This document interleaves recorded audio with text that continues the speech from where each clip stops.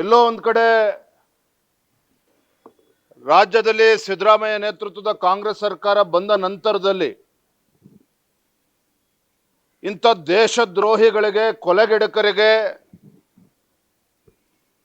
ಏನ್ ಮಾಡಿದ್ರು ನಡೀತದೆ ಅನ್ನೋ ಒಂದು ಆತ್ಮವಿಶ್ವಾಸ ಹೆಚ್ಚಾಗಿರುವ ಪರಿಣಾಮವಾಗೇನೆ ಪದೇ ಪದೇ ಈ ರೀತಿ ಕೃತ್ಯಗಳು ನಡೀತಾ ಇದೆ. ಹಿಂದೂ ಕಾರ್ಯಕರ್ತರ ಹತ್ಯೆ ನಡೀತಾ ಇದೆ. ಹಿಂದೂ ಸಂಘಟನೆಗಳನ್ನ ಬೆದರಿಸ್ತಕ್ಕಂಥ ಕೆಲಸ ಆಗ್ತಾ ಇದೆ. ಹಿಂದೂ ಮುಖಂಡರ, ಕಾರ್ಯಕರ್ತರ ಕಗ್ಗಲೇ ನಿರಂತರವಾಗಿ ಕರ್ನಾಟಕ ರಾಜ್ಯದಲ್ಲಿ ನಡೀತಾ ಇದೆ.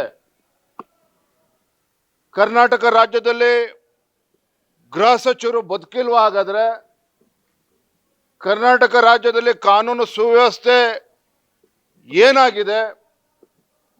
ಗುಪ್ತಚರ ಇಲಾಖೆ ಸತ್ತೋಗಿದೆ. ಹಾಗಾದ್ರೆ ಕರ್ನಾಟಕ ರಾಜ್ಯದಲ್ಲಿ ಒಬ್ಬ ಹಿಂದೂ ಕಾರ್ಯಕರ್ತ ಅವನ ಜೀವಕ್ಕೆ ಬೆದರಿಕೆ ಇದೆ ಅಂತೇಳಿ ಗೊತ್ತಿದ್ರೂ ಸಹ ಯಾಕೆ ಇಂಥ ಘಟನೆ ಆಗೋದಕ್ಕೆ ಸಾಧ್ಯ ಆಯಿತು? ಎಲ್ಲ ಒಂದು ಕಡೆ ರಾಜ್ಯ ಸರ್ಕಾರದ, ಕಾಂಗ್ರೆಸ್ ಸರ್ಕಾರದ SDPI, PFI ಈ ರೀತಿ ಸಂಘಟನೆಗಳ ಮೇಲೇನು ಪ್ರೀತಿಯನ್ನು ತೋರಿಸ್ತಾ ಇದ್ದಾರೆ ಸಿದ್ದರಾಮಯ್ಯ ನೇತೃತ್ವದ ಕಾಂಗ್ರೆಸ್ ಸರ್ಕಾರ.